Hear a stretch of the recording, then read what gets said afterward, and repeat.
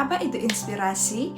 Dalam KBBI, inspirasi diartikan sebagai ilham atau sesuatu yang dapat menggerakkan hati untuk mencipta, mengarang syair, lagu, dan lain sebagainya. Dalam beberapa literasi dijelaskan bahwa inspirasi merupakan percikan ide-ide kreatif yang timbul akibat proses pembelajaran dan kepedulian terhadap lingkungan sekitar.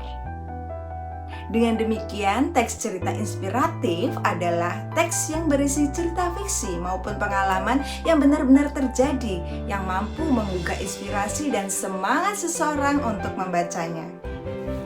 Unsur teks cerita inspirasi. Berikut ini terdapat beberapa unsur-unsur teks cerita inspirasi, yaitu 1. Tema. Tema adalah gagasan, ide, atau pikiran utama yang digunakan sebagai dasar dalam menuliskan cerita.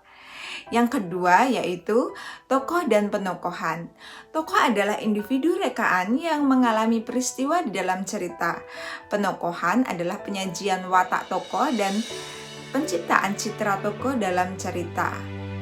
Yang ketiga yaitu latar cerita atau setting. Latar adalah unsur dalam cerita yang menunjukkan di mana, bagaimana, dan kapan peristiwa dalam cerita itu berlangsung. Yang keempat adalah alur atau jalan cerita. Alur adalah jalinan peristiwa yang memperlihatkan kepaduan yang diwujudkan oleh hubungan sebab akibat tokoh utama, tema, atau kegiatannya. Yang kelima yaitu sudut pandang atau point of view. Sudut pandang dapat diartikan sebagai posisi pengarang terhadap peristiwa-peristiwa di dalam cerita. Macam-macam sudut pandang, yaitu sudut pandang orang pertama, ditandai dengan kata aku, saya, atau kami. Sudut pandang orang ketiga yaitu ditandai dengan kata dia, mereka, maupun nama orang. Unsur yang keenam yaitu amanat. Amanat adalah pesan yang ingin disampaikan pengarang kepada pembaca melalui cerita yang dibuatnya. Struktur teks cerita inspiratif. Yang pertama yaitu orientasi, kedua perumitan peristiwa, ketiga komplikasi, empat resolusi, dan yang kelima yaitu koda.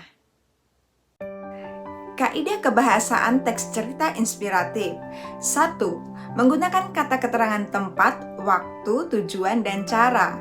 2. Menggunakan kata hubung intera kalimat dan antar kalimat. Yang ketiga yaitu menggunakan kalimat majemuk setara dan kalimat majemuk bertingkat.